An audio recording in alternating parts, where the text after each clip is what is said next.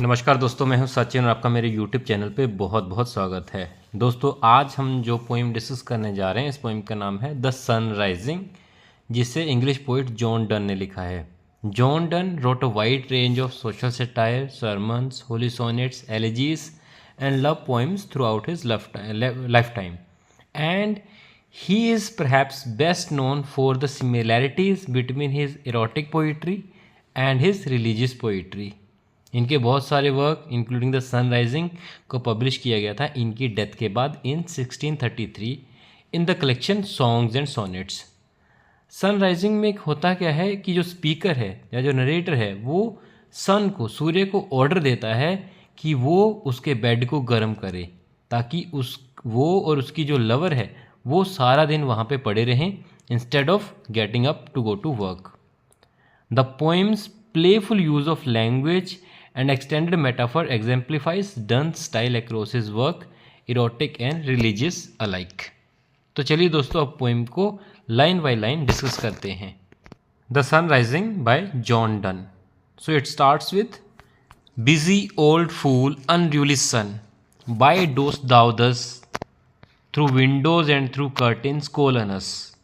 सो यहाँ पे पोइट कह रहा है, पोइट सन को डायरेक्ट एड्रेस कर रहा है और उसे बोल रहा है कि बिजी ओल्ड फूल, सूर्य को बोल रहा है कि hey sun, you old disruptive busy body, तुम क्यों कर रहे हो, क्यों तुम विंडो से तांग झांक कर रहे हो, ठीक है, क्यों तुम कर्टेन से जो है निकल के हमारी ओर हमें विजिट कर रहे हो, मुझे और मेरी गर्लफ्रेंड को।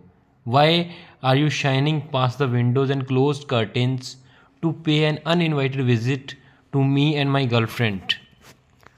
Most must to the emotions lovers seasons run, so see pedantic wretch, go child late school boys and sore apprentices. So here he saying that कि जो lovers हैं, must to the emotions lovers seasons run, ये जो lovers हैं क्या वो तुम्हारे schedule के अराउंड चलें कि तुम किस तरीके के कि तुम स्काई पे किस तरीके की मूवमेंट कर रहे हो, तो तुम्हारी मूवमेंट के हिसाब से थोड़ी हमने चलना है। हम तो लवर हैं, हम तो अपने हिसाब से चलेंगे, ठीक है, तो हम तुम्हारे हिसाब से थोड़ी चलेंगे। You saucy pedantic wretch, it means you rude inexpressible and insensitive jerk. अगर तुम्हें कुछ करना ही है तो जाओ उन स्कूल के बच्चों को जो कि स्कूल में लेट पहुँचे हैं, चाइल्ड मीन्स उनको जाके डांटो, ठीक है, तो उनको कहीं ना कहीं उनको डांटो। अगर जो बच्चे स्कूल से लेट हो रहे हैं उनको जाके उठाओ, जाके हमें मत उठाओ, ठीक है। और ऐसे अप्रेंटिसेस मीन्स जो नया काम जिसने शुरू किया हो, जो मतलब अप्रेंटिसेस वही बच्चा होता है जो परमानेंट जॉब ना करता हो, कुछ टाइम के लिए हो वहाँ पे, ठीक है, ट्रेनिंग काइंड ऑफ कर रहा हो, ठीक है। तो जो ट्रेनिंग पे जो बच्चे जो है वो लेट हो रहे हैं जाने के लिए, मतलब जिनको सुबह उठने में उतना मज़ा नहीं आ रहा है, नया काम ज्वाइन करा है, ठीक है, तो उतना काम वो नहीं करना चाहते हैं, ठीक है, तो उनको जाके कहीं ना कहीं तुम डांटो, उनको जाके उठाओ कहीं ना कहीं, ठीक है। हमें क्यों उठा रहे हो तुम, हम तो लवर्स हैं, ठीक है, we are above them. And then he says go tell court huntsman that the king will ride, call country ants to harvest offices, love all alike, no season knows nor clime, nor hours, days, months, which are the rags of time.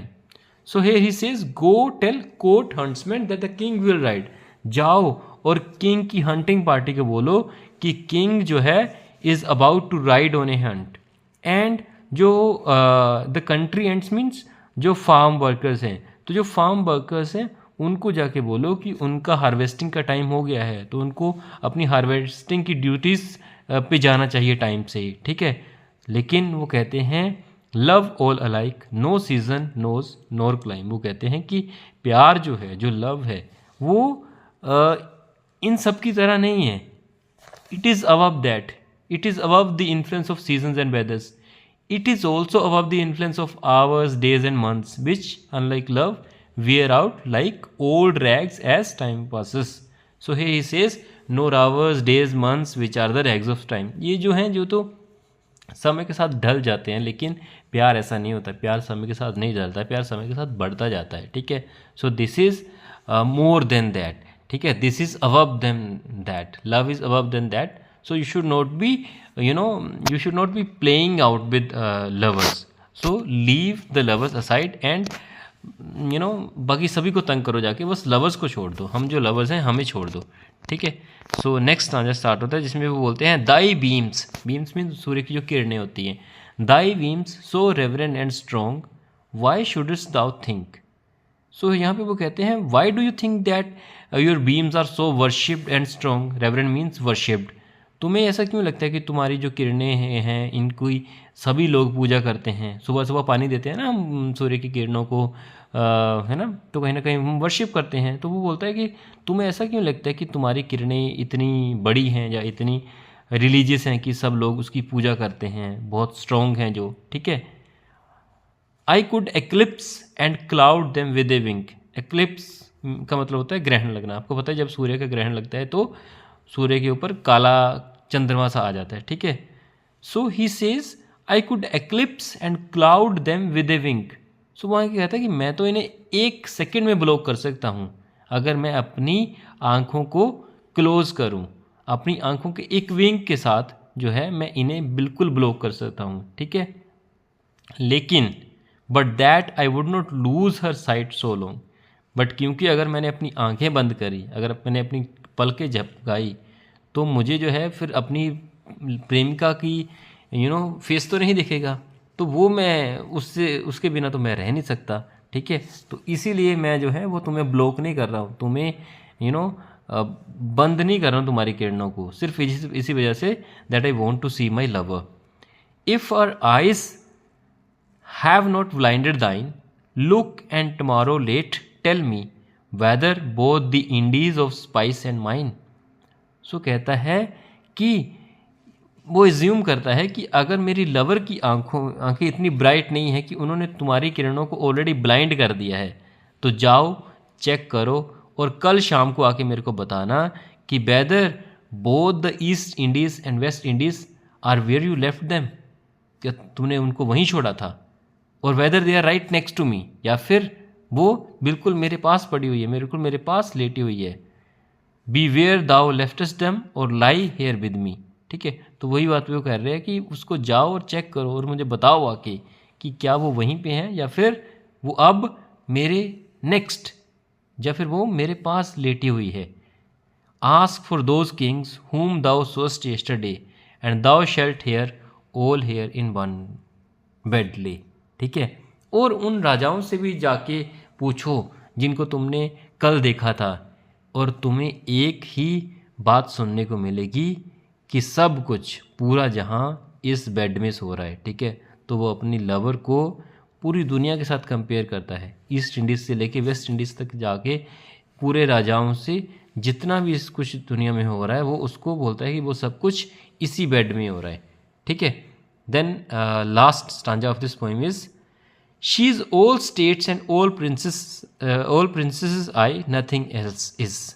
तो वो कहता है कि मेरी जो lover है वो पूरा जो देश है, पूरी जो कंट्री है वो यही है। इस देश में, इस दुनिया में जितनी भी कंट्रीज है, जितनी भी स्टेट्स हैं, वो मेरी लवर ही है। और इस दुनिया के जितने भी राजाएं हैं, जितने भी प्रिंसेस हैं, वो मैं ही हूँ, ठीक है। इसके अलावा कुछ भी एग्जिस्ट नहीं करता है, सिर्फ हम दोनों एग्जिस्ट करते हैं इस दुनिया में। Princes do but play us compare to this, all honours mimic all wealth alchemy, ठीक है। तो बोलता है जो प्रिंसेस भी हैं वो भी हमें ही प्रिटेंड होने का नाटक करते हैं, ठीक है। They just copy us compare to our love, all honour is a cheap copy. तो ये बाकी जितने भी ऑनर है इस दुनिया में वो सारे एक चीप कॉपी की तरह हैं, ठीक है। इसके अलावा कुछ भी नहीं है। और पूरी जो वेल्थ है इस दुनिया की, it is a futile attempt to attain riches, ठीक है। तो ये बिल्कुल फ्यूटाइल है, जितना भी पैसा कमाने की जो होड़ चली हुई है इस दुनिया में वो बिल्कुल फ्यूटाइल है, इसको कोई मतलब नहीं है। Thou sun art half as happy as we, in that the world's contracted thus. तो सूर्य से कहता है कि तुम जितने खुश हो ना, उतने खुश नहीं हो सकते जितने हम खुश हैं, हमसे तुम आधे ही खुश होगे, क्योंकि इस जो पूरी दुनिया है वो इस बेडरूम के अंदर ही रहती है, इस बेडरूम के अंदर ही फिट होती है, ठीक है।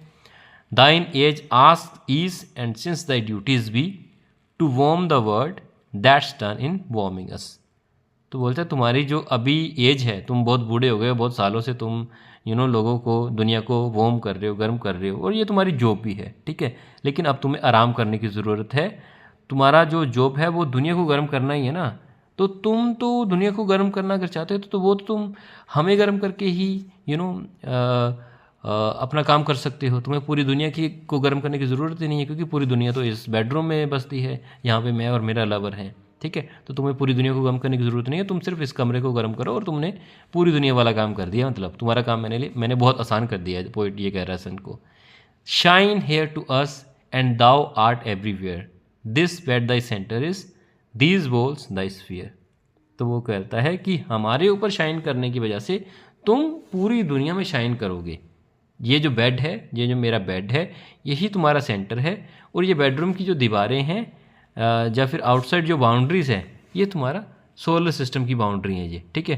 तो यही तुम्हारा स्फीयर है, यही तुम्हारी दुनिया है, ठीक है। तो इसी के ऊपर ही तुम्हें जो है वो अपनी लाइट देनी है, इसके अलावा तुम्हें और कुछ करने की ज़रूरत नहीं है। तो दोस्तों यहीं पे ये पोइम ख़त्म होती है। Thank you very much and have a great day.